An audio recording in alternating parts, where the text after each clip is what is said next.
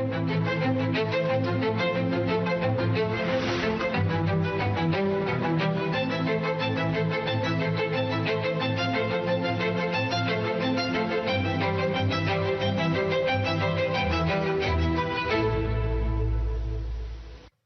प्यारे देशवासियों, नमस्कार।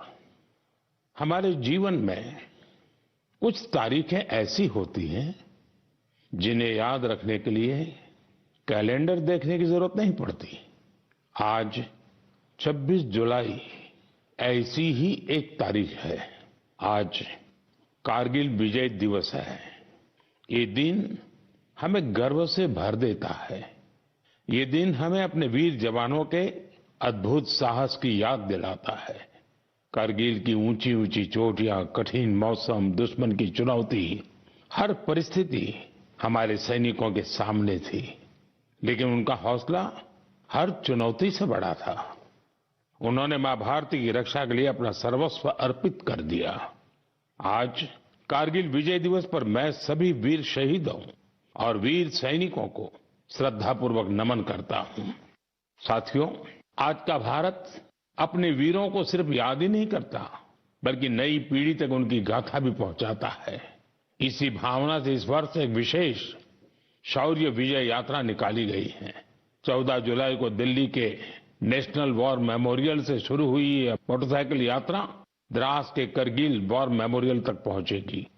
इसका संदेश है one ride, one nation, one salute. ये यात्रा हमें याद दिलाती है कि राष्ट्र के लिए दिया गया बलिदान कभी भुलाया नहीं जा सकता। साथियों, आज भारत अपने सैनिकों के साहस के साथ साथ अपनी तकनीकी क्षमता को भी लगातार मजबूत कर रहा है। कुछ दिन पहले भारतीय नौसेना में आईएनएस महेंद्रगिरी शामिल किया गया। यह आधुनिक जंगी जहाज भारत में ही डिजाइन किया गया है, भारत में ही बना है। इसमें 75% से अधिक स्वदेशी सामग्री का उपयोग हुआ है। यह आत्मनिर्भर भारत की बढ़ती शक्ति का प्रतीक है। इसी महीने डीआरडीओ ने Pinaka long range guided rocket का भी सफल परीक्षण किया। इस सफलता के पीछे हमारे वैज्ञानिकों और इंजीनियरों का सामूहिक परिश्रम है। 2-3 दिन पूर्व ही डीआरडीओ ने कुशा मिसाइल का भी सफल परीक्षण किया है। साथियों, आज रक्षा उत्पादन हो, रक्षा निर्यात हो या मित्र देशों के साथ राजनीतिक सहयोग, भारत लगातार नई ऊंचाइयों की ओर बढ़ रहा है।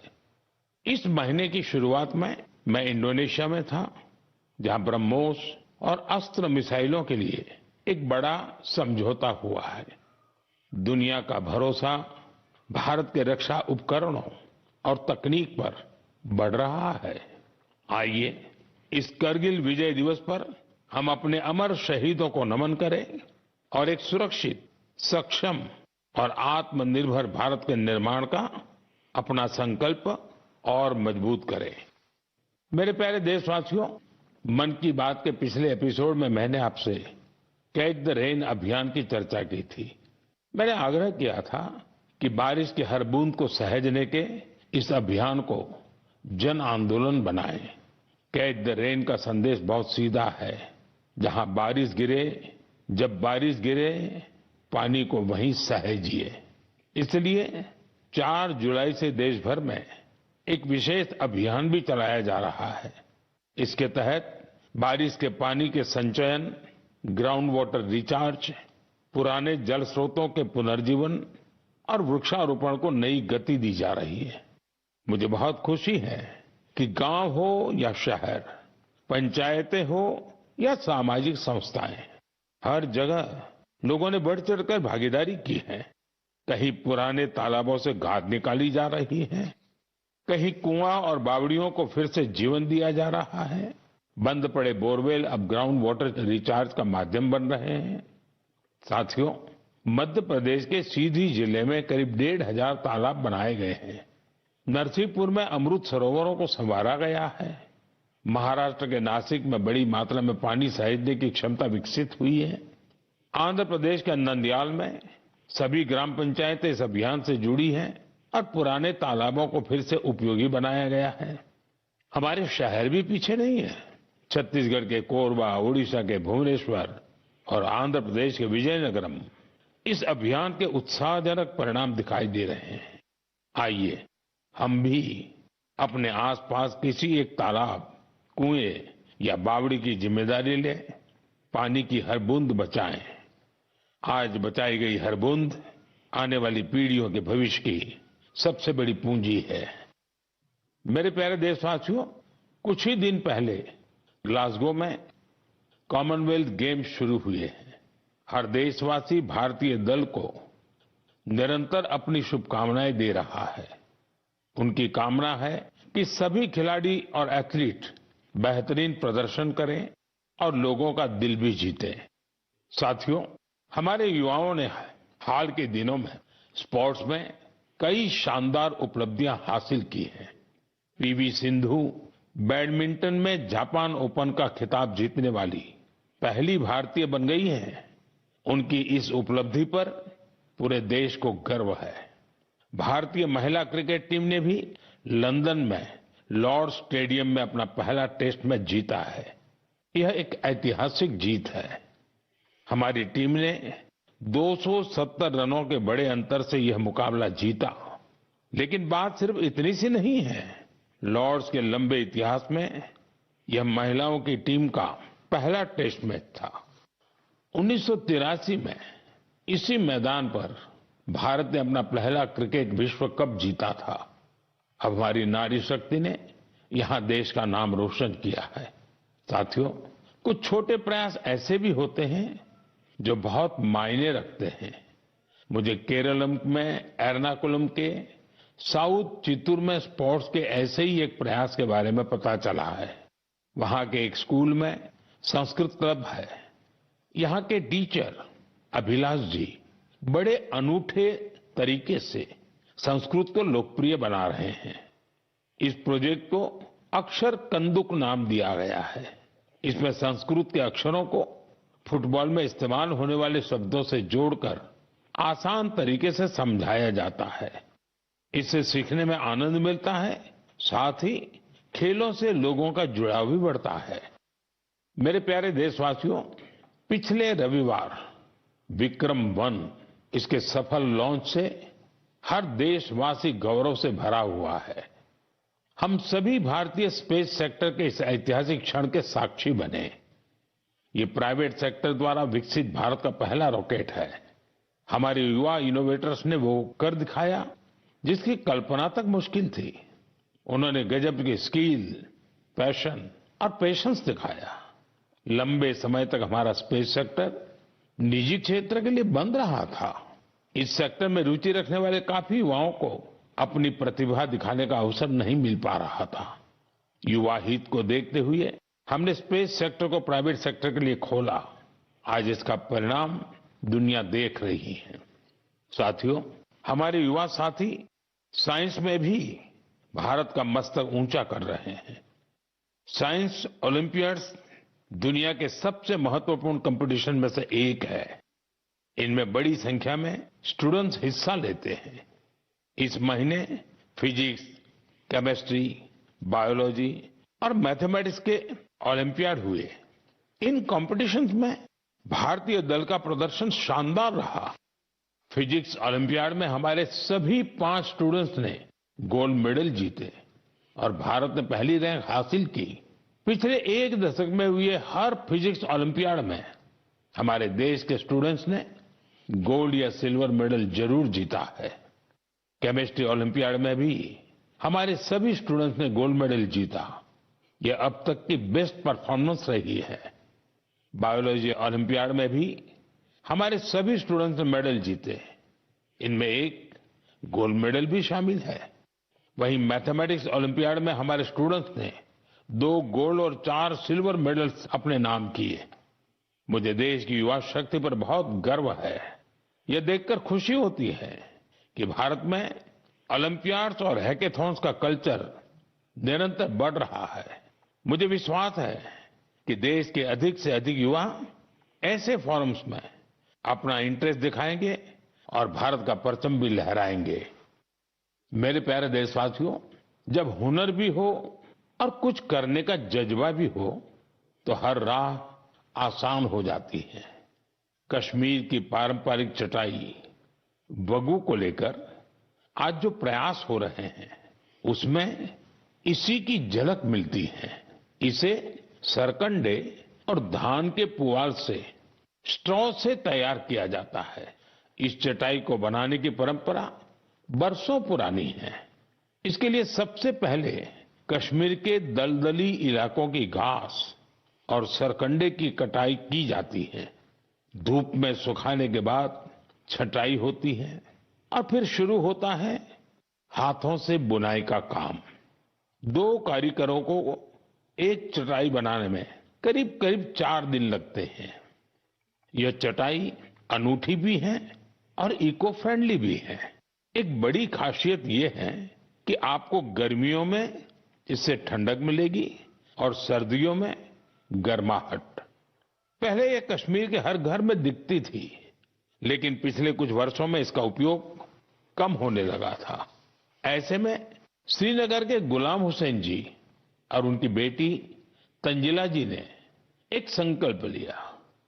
दोनों वगू क्राफ्ट की परंपरा को एक नया जीवन देने में जुट गए। गुलाम हुसैन जी बहुत ही साधारण परिवार से आते हैं। उन्होंने इस काम में कई तरह की चुनौतियां भी आई, लेकिन वगू के संरक्षण का उनका संकल्प अडिग था। देखते ही देखते उनके इस प्रयास से बहुत सारे लोग जुड़ते चले गए। गुलाम हुसैन जी ने इस कौशल को खूब बढ़ाया। अपने मिशन में उन्हें स्थानीय स्तर पर सरकारी सहयोग भी मिला। आज तेजी से लोकप्रिय हो रहा वगू देश के अन्य हिस्सों में भी पहुंच रहा है। मुझे इस प्रयास से जुड़े सभी लोगों पर बहुत गर्व है। आज हम सभी का लोकल प्रोडक्ट्स पर जोर है। हम वोकल फॉर लोकल के मंत्र को लेकर चल रहे हैं। ऐसे में कश्मीर का वगू भी आपके घर का हिस्सा बने, इस पर एक बार जरूर सोचिएगा। साथियों, हमारे देश में चाय सिर्फ एक पेय नहीं है, ये अपनापन भी है। सुबह की शुरुआत हो, दोस्तों की मुलाकात हो या परिवार के साथ कुछ पल बिताने हो, चाय हर मौके का हिस्सा बन जाती है। वैसे तो आप भी भली भांति जानते हैं मेरा चाय से रिश्ता क्या है, लेकिन आज मैं जिस चाय की चर्चा कर रहा हूं उसने सिर्फ स्वाद ही नहीं दिया, बल्कि अनेक बहनों के जीवन में आत्मनिर्भरता की नई खुशबू भी घोल दी है। उत्तर प्रदेश के बिजनौर जिले के लखीवाला गांव में सेल्फ हेल्प ग्रुप से जुड़ी महिलाओं ने विदुर प्रेरणा स्वदेशी हर्बल टी तैयार की है। इसमें लेमन ग्रास, गिलोय, मुलेठी, तुलसी, कच्ची हल्दी, दालचीनी, इलायची और सौंफ जैसी प्राकृतिक सामग्रियां शामिल है। अपने अनोखे स्वाद और गुणों की वजह से इस चाय ने बहुत कम समय में लोगों के बीच खास पहचान बना ली। प्रयागराज के महाकुंभ और दिल्ली के इंटरनेशनल फूड फेस्टिवल में इस हर्बल चाय को खूब सराहना मिली। विदेशों से आए लोगों ने भी इसमें दिलचस्पी दिखाई। साथियों, सबसे प्रेरक बात इसकी शुरुआत है। ये पूरा प्रयास सिर्फ 1 लाख रुपए से शुरू हुआ था। आज यह ब्रांड देश के बड़े संस्थानों तक पहुंच चुका है। ये पहल हमें बताती है कि जब स्थानीय ज्ञान, प्रकृति और महिलाओं का आत्मविश्वास साथ आते हैं तो एक छोटा सा प्रयास भी बड़े बदलाव की शुरुआत बन जाता है। मेरे प्यारे देशवासियों, आज देश भर में एक पेड़ मां के नाम अभियान के माध्यम से लोग प्रकृति के प्रति अपना दायित्व निभा रहे हैं। जब समाज इस भावना से जुड़ता है तो बहुत सुंदर और प्रेरक उदाहरण सामने आते हैं। साथियों, अहमदाबाद में जन भागीदारी की अद्भुत शक्ति दिखाई दी है। भाड़ज क्षेत्र में 1 घंटे के भीतर 3.5 लाख से अधिक पौधे रोपे गए। इसमें 25,000 से अधिक लोग जुटे। स्कूली बच्चे, एनसीसी कैडेट्स, स्वयंसेवक और आम नागरिक सभी ने इस अभियान में हिस्सा लिया। आने वाले वर्षों में यही पौधे एक घने शहरी वन का रूप लेंगे। इस प्रयास को Guinness book of world record में दर्ज किया गया है। साथियों, एक पेड़ मां के नाम अभियान के तहत यूपी में भी जन शक्ति का अद्भुत संकल्प देखने को मिला है। वहां एक ही दिन में 12 जुलाई को 35 करोड़ से अधिक पौधे लगाए गए हैं। यूपी का सांसद होने के नाते मेरे लिए ये भी विशेष गर्व की बात है।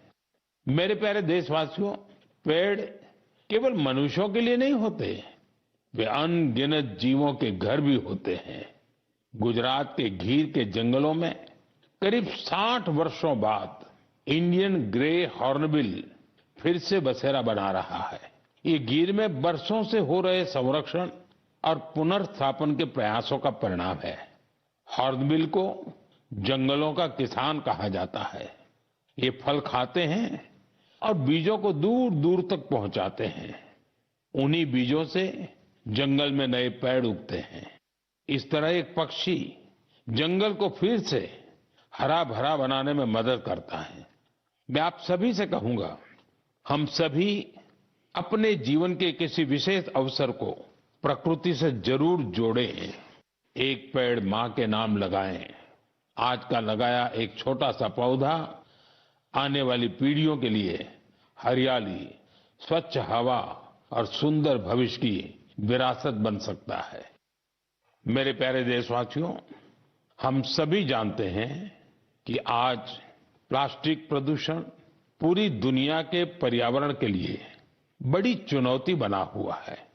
सिंगल यूज प्लास्टिक का कचरा कई वर्षों तक प्रकृति को नुकसान पहुंचाता रहता है। इसलिए प्लास्टिक का सही निस्तारण बहुत जरूरी है। साथियों, बिहार के सीतामढ़ी में वेस्ट टू वेल्थ का शानदार उदाहरण सामने आया है। यहां कचरे की रिसाइकलिंग कर उससे आकर्षक बेंच बनाई जा रही है। एक बेंच तैयार होने में करीब 40 किलो सिंगल यूज प्लास्टिक खप जाती है। यह मजबूत, टिकाऊ और आरामदायक होने के साथ साथ इको फ्रेंडली भी होती है। इसे सरकारी स्कूलों, पार्कों और सार्वजनिक स्थलों पर लगाया जाता है। इसके जरिए लोगों में पर्यावरण संरक्षण को लेकर जागरूकता भी बढ़ रही है। इस प्रयास में स्थानीय इकाई के साथ ही जिला प्रशासन की महत्वपूर्ण भूमिका है। इससे स्थानीय स्तर पर रोजगार के अवसर भी पैदा हो रहे हैं। सीतामढ़ी का यह प्रयास हमें बताता है कि रिड्यूस, रीयूज और रिसाइकल आज केवल एक नारा नहीं, बल्कि हमारे जीवन का हिस्सा बनता जा रहा है। साथियों, आपको याद होगा, पिछली बार मन की बात में मैंने गणेश उत्सव की बात की थी। मैंने आग्रह किया था कि हमें अपने देश की मिट्टी से ही बने गणेश जी की पूजा करनी चाहिए। जो पीओपी से बने गणेश जी होते हैं या विदेश से आई गणेश जी की प्रतिमा होती है, उसके बजाय हमें देश की मिट्टी से बने गणेश जी को घर में स्थापित करना चाहिए। इस विषय पर अनेक लोगों ने मुझे संदेश भेजा है और अपने विचार रखे हैं। लोगों ने बताया कि उन्होंने मेरे आग्रह को अपनाया है। उन्होंने स्थानीय मिट्टी से तैयार होने वाले गणेश जी को स्थापित करने का संकल्प लिया है। लोगों ने लिखा है कि मन की बात में पहले इस पर चर्चा हुई, इससे उन्हें सही वक्त पर सही कदम उठाने में मदद मिली।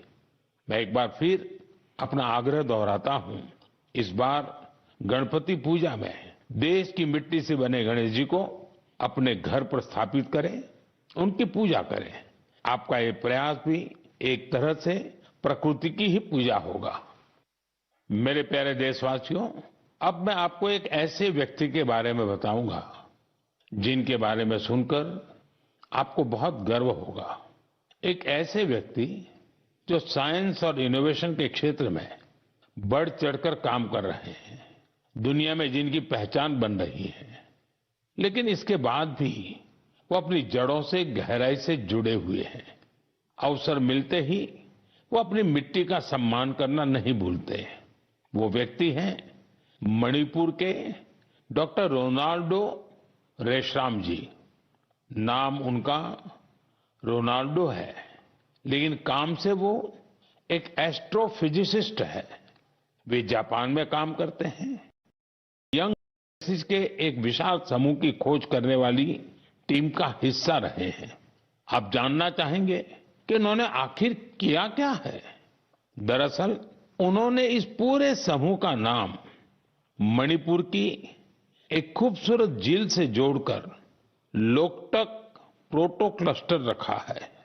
लोकटक ताजे पानी की बहुत बड़ी झील है। लोकटक लेक में तैरती हुई फुमड़ी मिलकर एक अनोखा लैंडस्केप बनाती है। ऐसा लगता है कि विशाल समंदर में छोटे छोटे द्वीप तैर रहे हो। उसी प्रकार यूनिवर्स में ये यंग गैलेक्सीज भी एक विशाल संरचना का निर्माण करती हैं। आज मणिपुर की लोकटक केवल देश के मैप पर ही नहीं, बल्कि विशाल ब्रह्मांड में भी अपनी चमक बिखेर रही है। यह उपलब्धि हर भारतीय का गौरव बढ़ाने वाली है। इससे हमारे युवा साथियों को सीख मिलती है कि वे अपनी परंपरा से जुड़े रहकर भी नई ऊंचाइयों को छू सकते हैं। ये ऐसी जड़ें हैं जो सितारों की दुनिया को भी जगमगा सकती हैं। मेरे प्यारे देशवासियों, कुछ ही दिनों बाद 7 अगस्त को हमारा देश नेशनल हैंडलूम डे मनाएगा। इस अवसर पर हम अपने बुनकर भाई बहनों के कौशल और उनकी सृजनशीलता का उत्सव मनाते हैं। हमारे ये साथी पीढ़ियों से चली आ रही परंपराओं को आगे बढ़ा रहे हैं। साथियों, हथकरघे से बना हर परिधान किसी न किसी क्षेत्र, समुदाय और इससे जुड़े असंख्य लोगों की कहानी को सामने लाता है। ये वो लोग हैं जो गर्व के साथ भारत की सांस्कृतिक विरासत को संजोने में जुटे हैं। आज के दिन मेरा आग्रह है कि हम हस्तकला को प्रोत्साहित कर अपने बुनकर साथियों का सम्मान करें। आइए हम वोकल फॉर लोकल की भावना को और सशक्त करें। साथियों, आज देश में जिस तरह हैंडलूम को बढ़ावा दिया जा रहा है, उससे बड़ी संख्या में लोगों का जीवन बेहतर हो रहा है। पोचमपल्ली से पटना और कुथमपल्ली से कच्छ तक इसके कई उदाहरण देखने को मिलते हैं।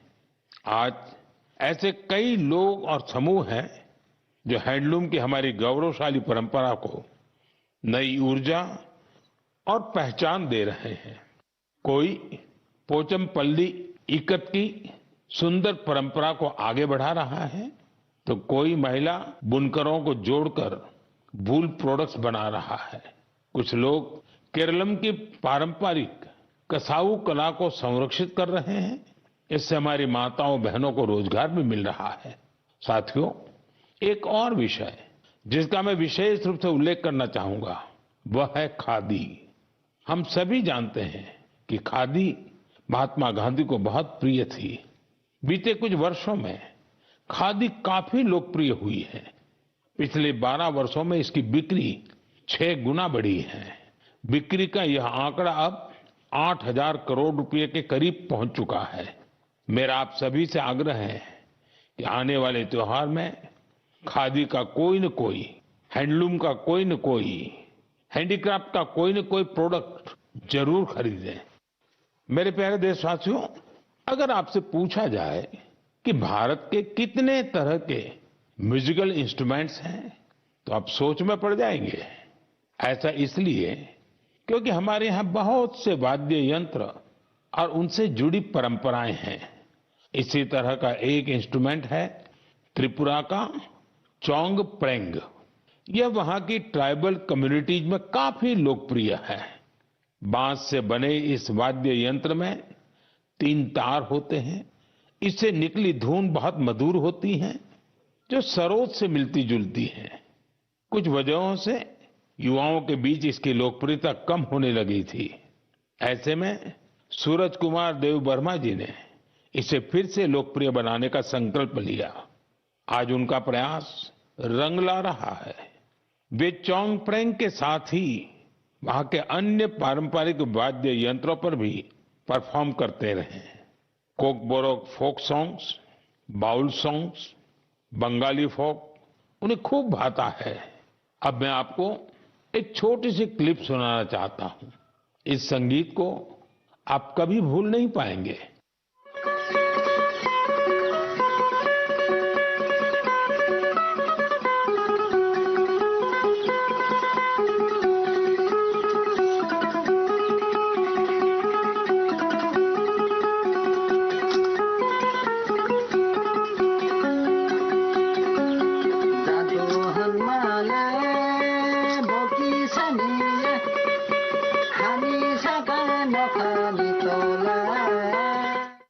साथियों, मुझे विश्वास है इसे सुनकर आपके मन को बहुत अच्छा लगा होगा।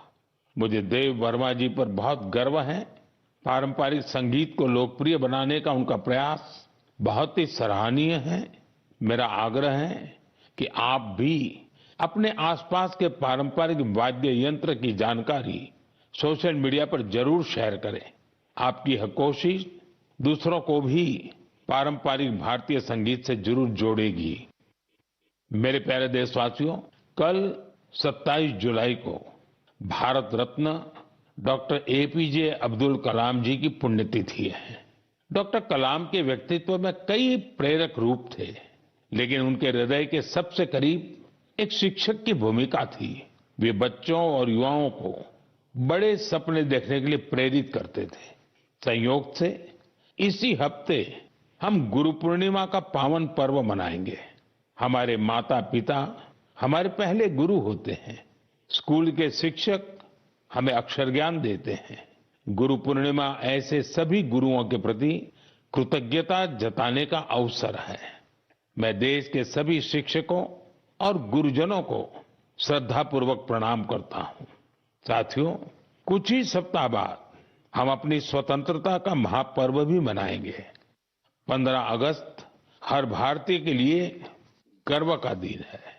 ये उन असंख्य वीरों को याद करने का दिन है जिन्होंने भारत माता की स्वतंत्रता के लिए अपना सब कुछ समर्पित कर दिया।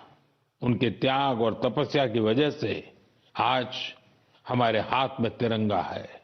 इस तिरंगे में हमारे संविधान के आदर्श हैं। साथियों, पिछले कुछ वर्षों में हर घर तिरंगा अभियान ने पूरे देश को एक अद्भुत भावना से जोड़ा है। हर घर, हर गली में तिरंगे का उत्सव दिखाई देता है। इस वर्ष भी हमें हर घर तिरंगा अभियान को पूरे उत्साह के साथ आगे बढ़ाना है। अपने घर पर पूरे सम्मान के साथ तिरंगा फहराना है। साथियों, हर वर्ष 15 अगस्त से पहले आप मुझे बहुत से विचार और सुझाव भेजते हैं। इस वर्ष भी आप अपने विचार माईगोव पर जरूर साझा कीजिए। मुझे आपके सुझावों का इंतजार है। साथियों, मन की बात में आज इतना ही। अगले महीने हम फिर मिलेंगे देशवासियों की अनेक नई उपलब्धियां और प्रेरक प्रयासों के साथ। तब तक के लिए मुझे अनुमति दीजिए। बहुत बहुत धन्यवाद। नमस्कार।